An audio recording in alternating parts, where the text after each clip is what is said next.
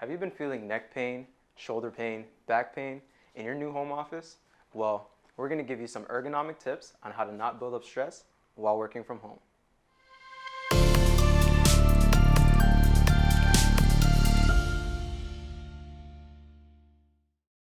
So let's talk posture. The first thing you want to realize when you sit down in your chair working from home is how comfortable you feel when you get into your seat.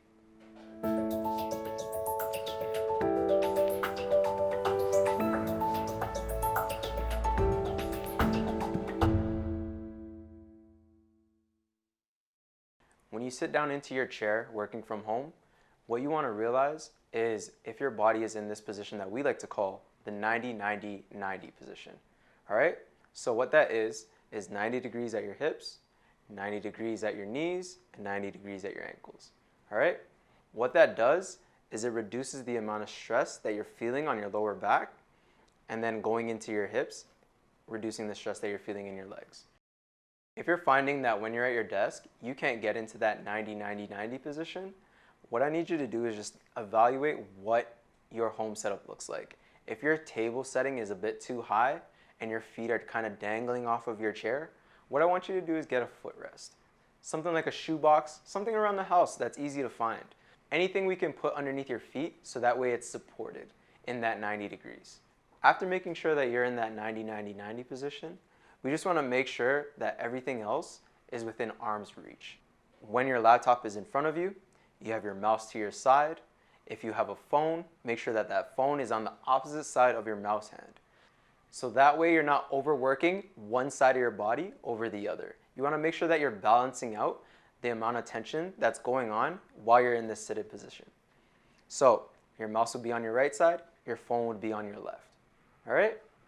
The next thing that we want to make sure is the placement of your monitor.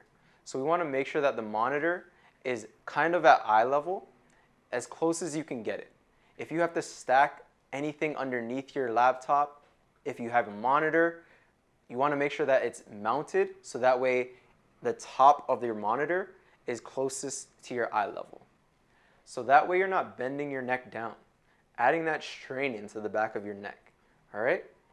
If your at-home setup has two monitors, you want to make sure that the placement of your monitors is in a way where you're not putting too much strain into the neck movements that you're going to be doing, okay? So if you have a main monitor, you want to make sure that that's placed directly in front of you, while the one that you're using not so much is over off to the side. That way, you're just doing little movements like that, okay? If you have two monitors that you use equally, you want to make sure that you are placed centered within the monitors. So I would have one monitor over to the side over here, one monitor to the left over here, while I am directly in between both of them. That way, when I'm doing my neck movements, it's very slight, and I'm not adding too much strain and overworking my neck with too much rotation. So we're going to start working our way down the chain from the neck to the shoulders. You want to make sure that everything that's in your working space is within arm's reach. Your mouse within arm's reach, your keyboards within arm's reach, and your phone within arm's reach. If your keyboard is out too far, what's going to happen is you're going to end up reaching out and you're going to end up rounding your shoulders. And not to mention adding stress in between your shoulder blades.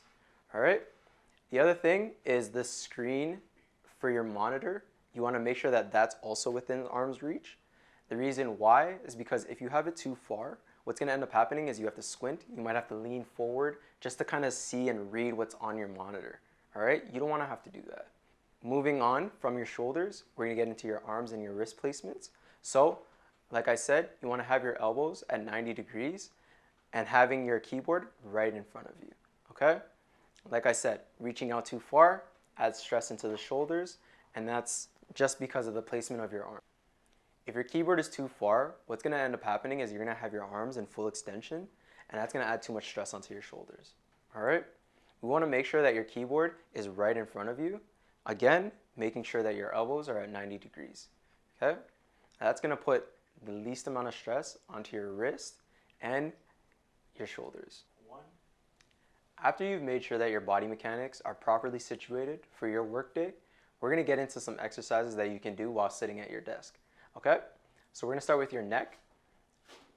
Something that you can focus on for the sides of your neck is just a little scalene stretch. So the scalene muscle, you actually have three of them, an anterior one, a middle one, and a posterior one. We want to focus more on the middle scalenes, okay? So what you can do is you're just going to bring your ear to your shoulder, like so.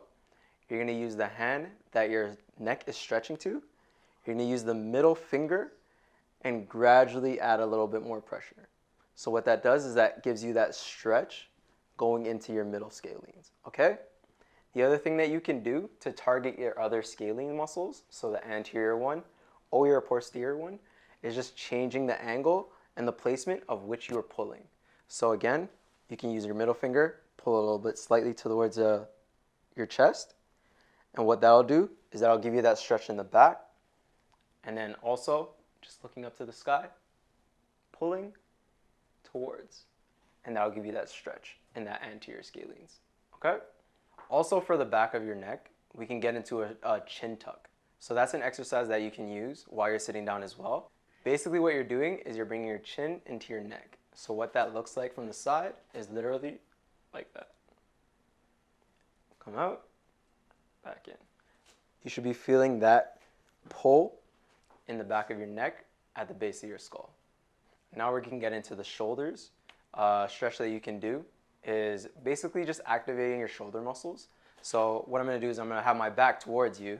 So what you're going to do is you're going to retract your shoulder blades. All right. So you standing neutral, just squeezing the shoulder blades in and then releasing them.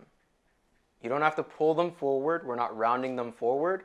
We're just going back to neutral, squeezing the shoulder blades in, and then relaxing. So what that'll do is that will activate those muscles in between your shoulder blades and help relieve that tension that you've been feeling.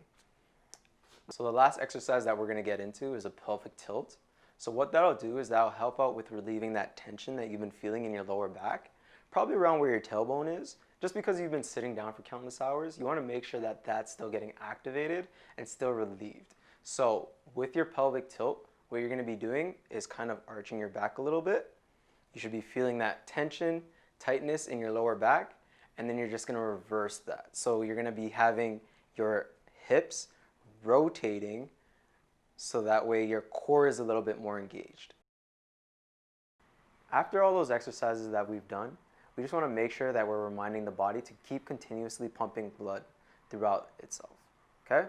So after every 45 minutes to an hour, what I want you to do is take some time to get up, walk around, get a snack, get some water, get something into your system so that way the body's knowing that you're taking care of it, all right?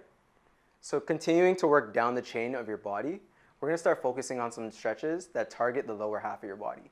Since you're going to be sitting down for countless hours anyways, what we want to do is we want to make sure that you're still relieving the tension that's going between your legs all the way down to your feet. A stretch that you can do to target the front of your legs is a quad stretch. So what you're going to do is you're going to bend your knee, you're going to grab your heel, and you're going to pull your foot towards your butt. You're going to hold that for about 20 to 30 seconds, and then you can kind of just relax. You can do 3 sets of that, and that will help stretch the front of your leg.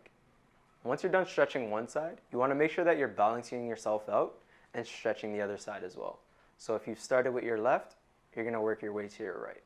Now going into a stretch that focuses on the back of your legs is a hamstring stretch. So what you can do for this is literally just standing with your feet shoulder width apart and then reaching down towards your toes. You want to make sure that you're keeping your legs locked so that way that pull is on the back of your legs. You should be feeling that above your knee and underneath your butt. Now moving on, we're going to stretch your calves. So you can find any wall that you have in your household. You're going to tilt your foot up so that way your toes are against the wall, your heel is going to be on the floor, and all you have to do is lean into the wall, okay? You'll feel that pull from your ankle to the back of your knee, all right? And then something else, just to kind of get some movement going through your ankles, just literally rolling your ankle. So literally rotating your ankle non-stop.